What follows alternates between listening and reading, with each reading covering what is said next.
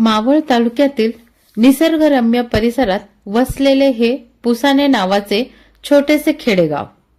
पण याच खेडेगावात एक वेगळे अस्तित्व घेऊन जन्माला आलेली बाबूलाल वाजे यांच्या कुटुंबातील ही कन्या अनुष्का वाजे. पण तिच्या घोडस्वारीमुळे राणी लक्ष्मीबाई या नावाने ओळख निर्माण झालेली अनुष्का व तिचा पुढचा प्रवास.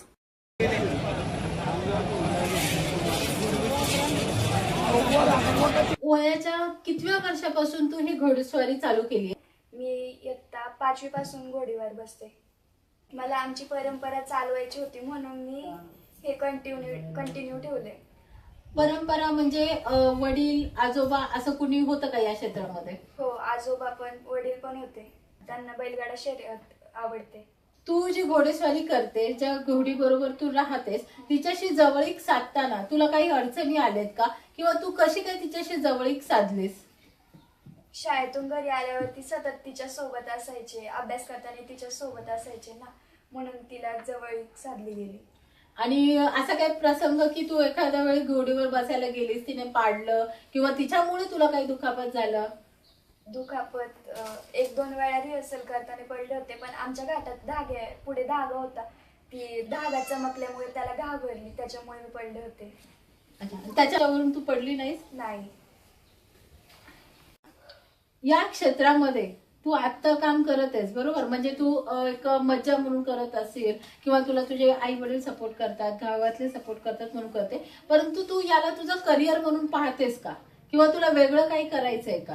आणि हे करत असताना तू तुझ्या माध्यमातून समाजाला काय सांगू इच्छिते?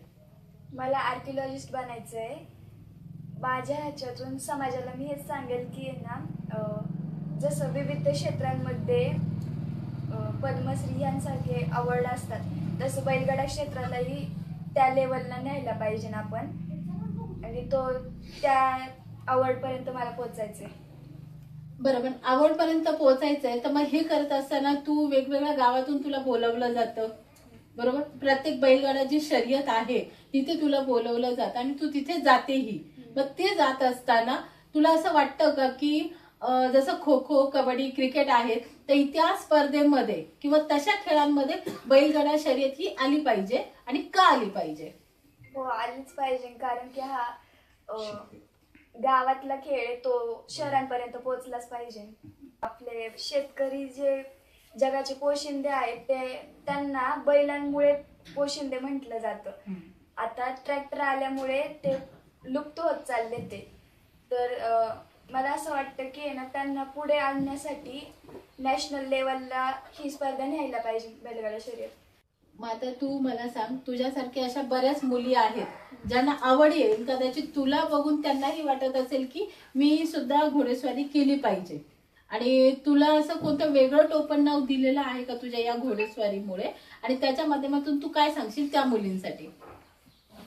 घाटातले सगळेच मला झाशीची राणी म्हणून ओळखतात, आणि माझं तरी असं म्हणणं आहे की बैलगाडा शर्यत ही वाईट नसतं. काही असं वाटतं की वाईट असतं. ते का वाटतं असं? कारण की त्याच्यात बरेचसे लोकांना दुखापती होतात, काही जण जातात. मला तरी असं म्हणायचंय की मुलींनी इतिहास घडवला पाहिजे. मुलगा असू दे, मुलगी असू दे, त्यांनी आपली स्वप्न जगली पाहिजेत असं मला वाटतं.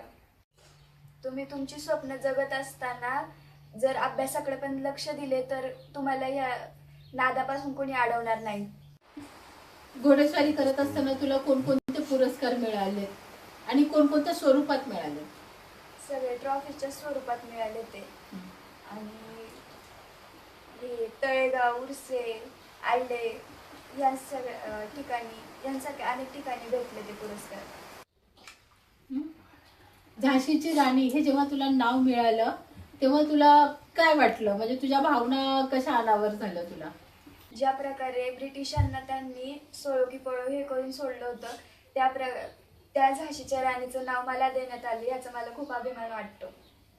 अनुष्का हिच्या यशात तिची स्वतःची जिद्द तर आहेच, पण आप्तेष्टांचा आशीर्वाद व पाठिंबा हाही तितकाच महत्वाचा. जाणून घेऊया त्याबद्दल. अनुष्काला या क्षेत्रात आणताना ती मुलगी आहे किंवा मला मुलगा आहे त्याला या क्षेत्रात पुढे पुरस्कार दिला पाहिजे किंवा त्याला पुढे आणलं पाहिजे असं तुम्हाला वाटलं नाही का? किंवा समाज भावकी आपल्याला काय म्हणेल आणि मुलीला तुम्ही या क्षेत्रात का पुढे आणलं? अनुष्काला आवड असल्यामुळं, लहानपणापासून जनावरांची आवड असल्यामुळं तिला या क्षेत्रात येऊशी वाटलं ना आम्ही पण आणू लागलो. आणि आमचे आजा, माझे वडील आणि मी पण ते लहानपणापासून गाड्या बैला क्षेत्रात घोडीवर बसत होतो, त्यामुळं ते तिला पण सवय लागत गेली. मुलाला पण आवड आहे. मुलगा ट्रॅक्टर चालवतो, त्याला दुसरी पण आवड आहे. आता तो इथं नाही, तो ढोलाला गेल्यामुळं तो नसल्यामुळे बरोबर त्याला पण बैलांचा ह्यांचा लय नाद आहे. बैलांचा गाड्याचा आवड आहे. तो पण गुढीवर बसतो.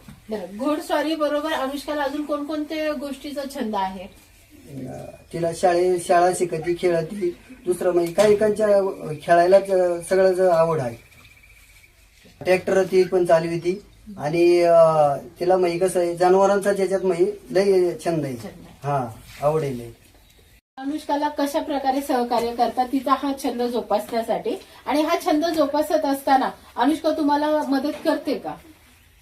अनुष्काला लहानपणापासूनच घोडीवर बसायची सवय आहे आणि स्वयंपाकात मदत करते, तशी ती अभ्यास करून सुद्धा.